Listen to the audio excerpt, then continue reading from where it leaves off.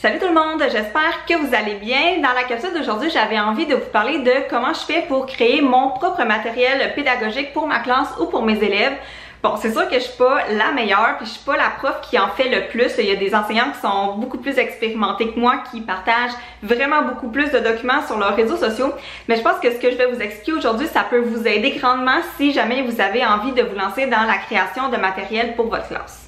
La première étape pour créer du matériel, je pense que c'est d'avoir de l'inspiration et moi j'ai trois sources d'inspiration différentes. Premièrement, mes besoins à moi pour mes élèves, pour ma classe. C'est rare que je vais créer du matériel pour des niveaux plus jeunes ou pour des matières que j'enseigne pas ou du matériel que je n'utiliserai tout simplement pas avec mes élèves. Fait que je crée surtout du matériel pour le 3e cycle dans n'importe quelle matière. Puis c'est surtout des choses que je trouve qui manquent soit dans les cahiers d'exercice ou qui manquent comme carte à tâches ou tu sais quelque chose que j'arrive pas à trouver ailleurs, mais je vais le créer moi-même. Sinon, je m'inspire beaucoup de ce que je vois sur les comptes d'enseignantes anglophones, donc surtout aux États-Unis. C'est fou tout le matériel qu'ils proposent puis qu'ils créent pour leur classe, puis c'est vraiment beau. Mais c'est en anglais, fait que la plupart du temps, je vais trouver une idée super géniale puis je vais avoir envie de la recréer en français pour l'utiliser avec mes élèves.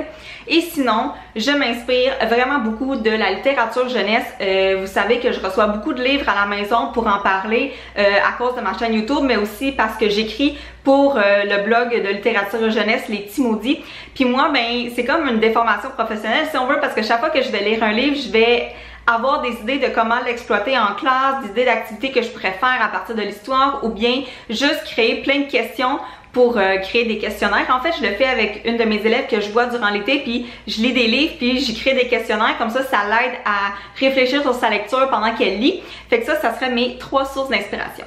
La deuxième étape pour la création de matériel, c'est évidemment de penser au contenu, parce qu'avant de faire des cartes à tâches, de trouver des dessins, de trouver une écriture, puis de trouver de quelle couleur ça va être, ben c'est important de trouver le contenu qu'on veut mettre à l'intérieur. Fait que moi, je vais souvent commencer en utilisant un cahier Canada comme ça, tout simple, et noter toutes mes idées de questions ou de notions que je veux placer dans cet ensemble de cartes à tâches-là. Sinon, souvent aussi, il faut faire des recherches, parce que surtout si vous partagez vos documents avec d'autres enseignants, ben même si vous l'utilisez juste dans votre classe, c'est vraiment super important de faire des recherches sur les notions pour s'assurer que c'est les bonnes choses que vous mettez dans vos documents. Comme par exemple, un des derniers que j'ai fait puis avec lesquels j'ai dû faire une recherche, c'est le document que j'ai créé sur les écosystèmes, parce qu'on faisait ce projet-là avec mes élèves, en fait, toutes les 5e années.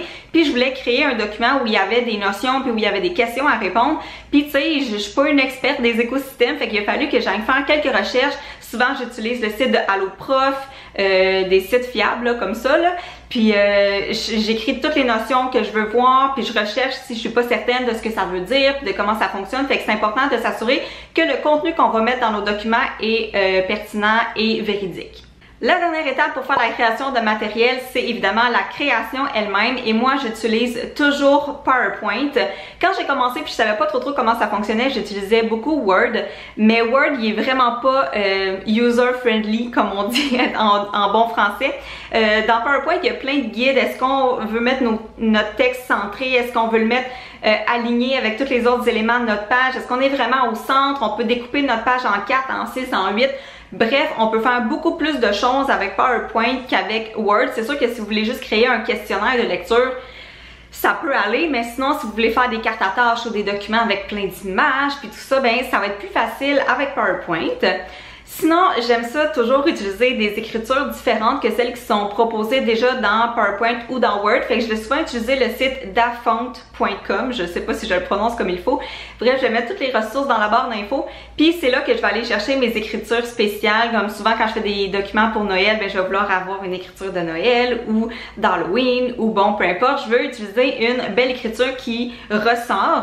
Et sinon, c'est important si vous voulez partager vos documents, mais surtout si vous voulez les vendre, que ce soit des polices d'écriture qui soient libres de droit ou que ce soit des images. Si vous mettez des clip art, c'est vraiment important qu'elles soient libres de droit.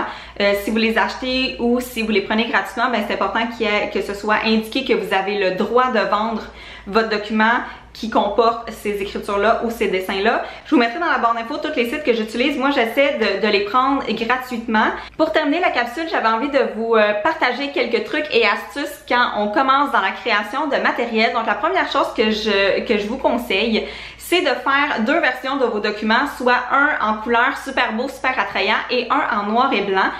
Pourquoi? Ben parce que souvent dans les écoles, on n'a pas la possibilité d'imprimer en couleur parce que ça coûte cher et c'est pas tout le monde qui a envie de prendre son encre personnelle pour imprimer les documents en couleur. Des fois, c'est super pertinent que ce soit en couleur, là, soit dit en passant, là, des fois on a besoin que les éléments soient colorés, mais si ça l'est pas, je vous conseille de partager une version de vos documents noir et blanc. Puis en noir et blanc, il y a quand même moyen de rendre ça attrayant parce que moi souvent je fais des documents noir et blanc et je les imprime sur des papiers couleur de Astro Bright ou bien il y en a même au Dollarama des papiers de couleur, fait que vos cartes à tâches ou vos documents peuvent quand même être beaux à regarder même si l'écriture et les dessins sont en noir et blanc.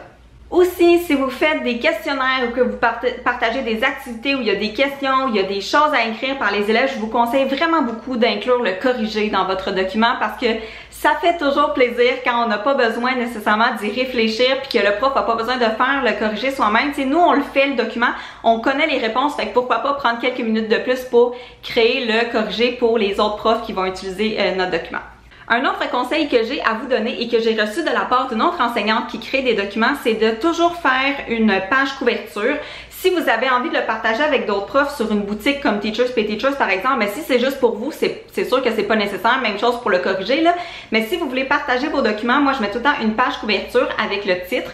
J'explique qu'est-ce qui est inclus dans le document et j'écris tout le temps la notion et le cycle. C'est beaucoup plus facile pour les profs qui font des recherches de documents puis qui voient tout de suite que sur votre page couverture, c'est écrit par exemple documents sur les planètes deuxième cycle. Fait que là, à ce moment-là, ils peuvent savoir déjà que ça correspond à ce qu'ils sont en train de chercher pour leurs élèves, tandis que si c'est pas écrit, ils sont obligés d'ouvrir puis d'aller voir si ça correspond vraiment. Fait que ça facilite la recherche en fait. Je vais terminer la capsule en vous invitant à aller visiter ma boutique sur Teachers Pay Teachers. Le lien va être dans la barre d'informations juste en bas. Tous mes documents sont gratuits parce que je pense vraiment que le monde de l'enseignement, c'est un monde de partage puis qu'on gagne toutes à se partager les documents qu'on crée pour être des meilleures enseignantes, pour avoir des meilleures activités, pour travailler avec nos élèves. Et si jamais vous avez quelque chose qui vous manque dans vos documents pour la rentrée scolaire ou quoi que ce soit qui vous vient en tête que vous pensez que je pourrais créer facilement, ben n'hésitez pas à me le laisser dans les commentaires. Ça va me faire plaisir de travailler là-dessus durant l'été parce que j'ai beaucoup de temps libre puis ça va me faire quelque chose à faire, ça va me faire plaisir aussi parce que j'aime vraiment ça, créer des documents, j'adore ça. Et puis sur ça, ben merci d'avoir regardé la capsule, j'espère que ça vous a plu, puis on se revoit une prochaine fois. Bye!